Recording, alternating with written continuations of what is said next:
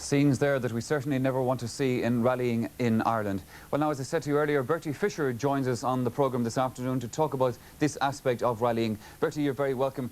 We saw your incident there a moment ago, and I'm sure that every time you see that again, it must send a shudder down through your spine, because it certainly does me. Yeah, it was really a horrifying incident, Michael, and one which we were very, very lucky to get away with. I think, as you quite rightly said, had it been a junction that was crowded with spectators, there was just nowhere to go, because there were stone walls on both sides, and the speed was in excess of 100 miles an hour, so I think we were very, very lucky. And your skill was absolutely marvellous in guiding the car through what seemed like an impossible gap, but you must have almost, your heart nearly stopped when you realised what was going to happen. Yeah, it actually lasted for quite a long time, even though it was probably over in a few seconds inside the car. As I say, it was a very, very fast approach to that particular junction, and we were braking probably from 100 yards back, and there was quite a long time to see exactly where to go, and at the last few seconds I saw that there was enough space between the people and the wall, and decided we had to go. I knew we had enough place to get past the people. I thought we were probably going to hit the cars, but as it turned out, we got past everything, and it worked out well. Well, now, that was the incident which finally decided it for you to call it a day, but it must be said there were other things in the past which also have influenced your decision. Yeah, you know, I've had one fatal accident, in fact, a few years ago, when a spectator got in front of the car with, you know, I really had no time for reaction. It was just feet. Another incident in Galway a few years ago where I had to take avoiding action to miss a lot of people, and finished up with an accident, unfortunately with no one seriously injured. I think the other thing that really influences my decision is my duty to the sponsors.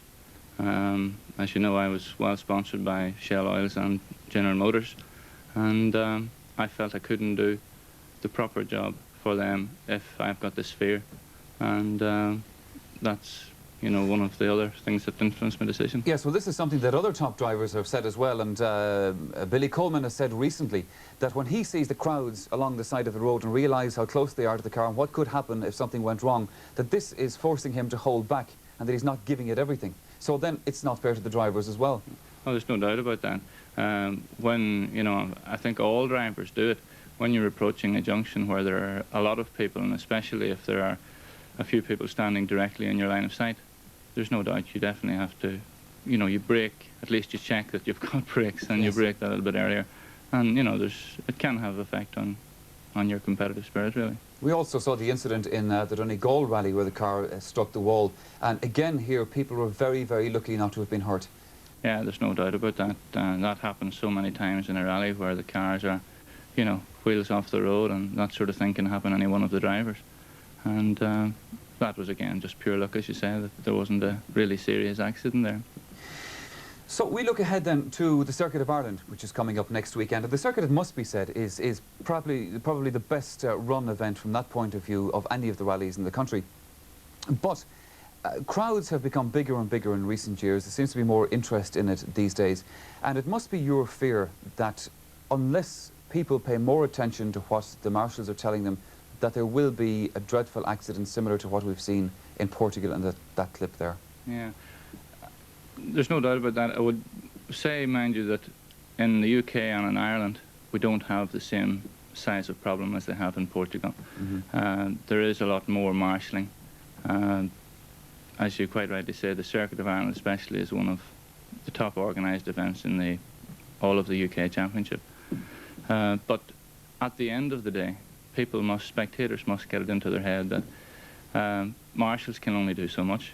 They can advise you where not to stand, and at the end of the day, they can't physically force you to move. It's for the spectators' own good, and quite honestly, whenever I go spectating, I feel that I can see more standing before the junction than standing at the junction, because you can approach to the corner, and if you're maybe in a good viewpoint, you can also see it round the corner. So I don't think there's anything more to be seen by standing directly in the line of the cars or directly in the junction. Well, certainly the problem seems to be much worse, as you said, on the continent than it is here. And certainly from the evidence of what we saw in the clips of film earlier on there, you think that some people are actually going out of their way to try to be killed in rallies and standing in front of cars. What can the marshals do then do you think, what is their responsibility in making crowds obey the regulations? Well, the marshal's responsibility is really to see that the marshal is given guidelines by the organisers, and I know now for some years the organisers of the Ulster Rally have been working hard and been successful with the Sports Council in organising weekend seminars to really bring marshals right up to date with, you know, the latest cars. The speeds are getting higher, and they're given good instruction as to where people should not stand.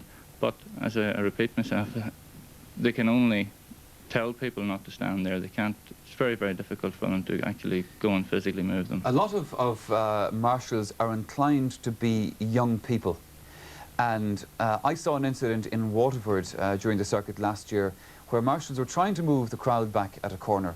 But they were being, I thought, just simply polite to people, which is fine, except they were standing in very dangerous areas. Do you think that marshals should be more forceful about getting people out of the way?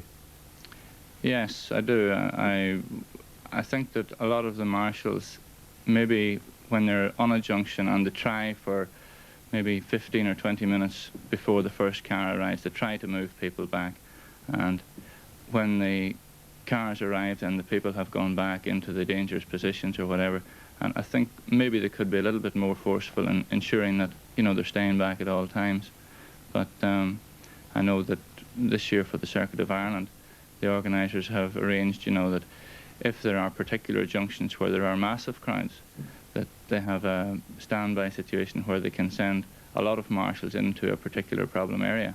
And I think that's probably one of the best steps forward to try and control the problem. I must say I saw a lovely incident as well, Bertie, during last year's Circuit of Ireland, where there was a lot of problems at a corner and trying to get the crowds to step back. And there was a woman standing almost on her own on the other side of the road in the proper place. Tony Pond came flying around the bend, lost control of the car, and as he tried to bring it back again, he put mud and gutter and water flying up on this poor woman as the tail of the car swept back. So sometimes you just can't win.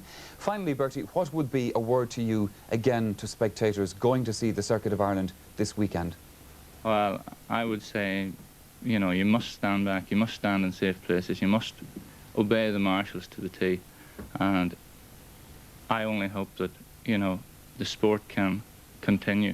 But if spectators don't heed the warnings, I think that, you know, we could see the sport this is another aspect that you mentioned that must be brought home to people, I'm sure, that we're almost in a unique position in this country where we can close public roads and allow rallying to go ahead on public roads.